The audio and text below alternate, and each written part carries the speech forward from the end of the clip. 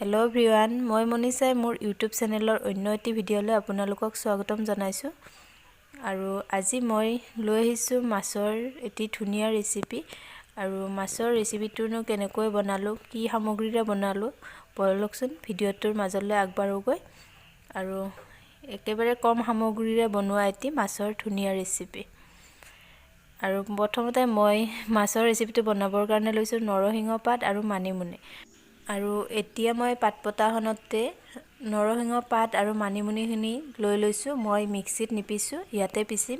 আৰু মই মানিমুনিখিনিৰ শিপাখিনিও পেলাই দিয়া নাই, ধুনীয়াকৈ ধুই চাফা কৰি লৈছোঁ। আৰু মই পাতপতাখনতে পিচি ল'ম। আৰু মই এনেকৈ পিচি ল'লোঁ।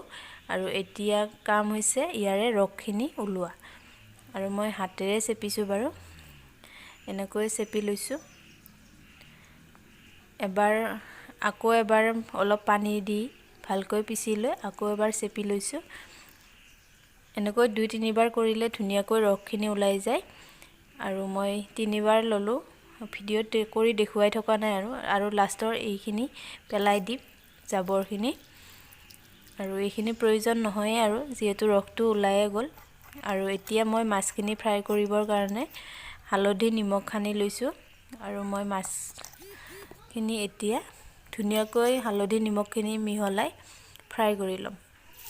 আৰু এখন কেৰাহীত তেল গৰম হোৱাত মই মাছখিনি ফ্ৰাই কৰি ল'ম। আৰু মই মাছখিনি বহুত বেছি ফ্ৰাই নকৰোঁ। আৰু মই এটা ডাঙৰ চাইজৰ আলু বইল কৰি পিটিকি লৈছোঁ আলুখিনি, মাছখিনি ফ্ৰাই কৰি ল'লোঁ। আৰু এইফালে লৈছোঁ জলকীয়া 3টা, পিঁয়াজ এটা আৰু বিলাহী এটা বইল কৰি লৈছোঁ। আৰু আদা নহৰুৰ পেষ্ট এচামুচ। আৰু এইফালে নৰসিংহ আৰু মানিমুনিৰ জোলখিনি। আৰু মাছ ফ্ৰাই কৰা তেলখিনিতে মই 2টামান পাঁচফোৰণ দিলোঁ। আৰু পাঁচফোৰণখিনি ভালদৰে ফুটি অহাত 3টা জলকীয়া ফালি দিলোঁ মই এতিয়া। আৰু অকণমান লৰাই ল'ম। আৰু এতিয়া মিহিকৈ কুটি লোৱা পিঁয়াজখিনিও দি দিলোঁ। আৰু পিঁয়াজখিনি অকণমান ৰঙচুৱা হোৱালৈকে ফ্ৰাই কৰিম। আৰু মোৰ পিঁয়াজখিনি ৰঙচুৱা হৈ গৈছে। আৰু এতিয়া মই আদা নহৰুৰ পেষ্ট এচামুচ দি দিলোঁ।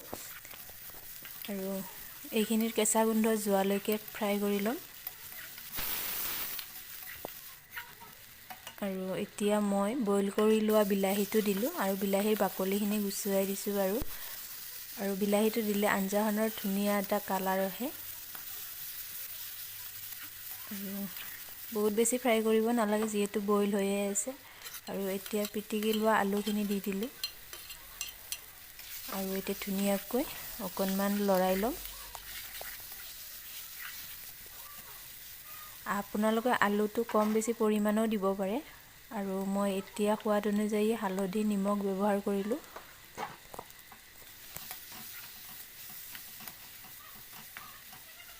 আৰু এতিয়া মই মানিমুনি আৰু নৰসিংহৰ ৰসখিনি দি দিলোঁ। আৰু এতিয়া অকণমান ভালদৰে মিহলাই ল'ম। আৰু ঘৰৰ শাক পাচলিয়ে হওক বা অন্য কিবাই হওক, তাতে একো মছলাৰ প্ৰয়োজন নাথাকে। কিন্তু আমি মুখৰ জুতিৰ কাৰণেহে অকণমান মছলা ব্যৱহাৰ কৰোঁ। তাৰ কাৰণে মই ঘৰতে পিচি লোৱা জিৰা গুড়ি অকণমান দি দিলোঁ।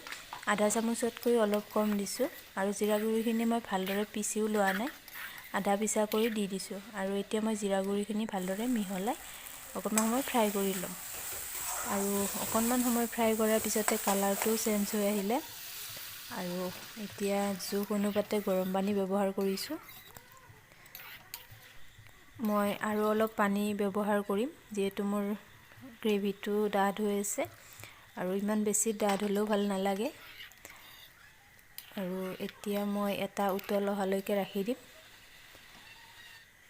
আৰু এতিয়া ধুনীয়াকৈ উতলি আহিছে। আৰু ফ্ৰাই কৰি লোৱা মাছখিনি এতিয়া দি দিম। আৰু ধুনীয়াকৈ উতলিবলৈ দিম। যিমানে উতলিব সিমানে সোৱাদ আহিব। আৰু ৰেচিপিটো চাই কেনেকুৱা পাইছে কমেণ্টত জনাবচোন।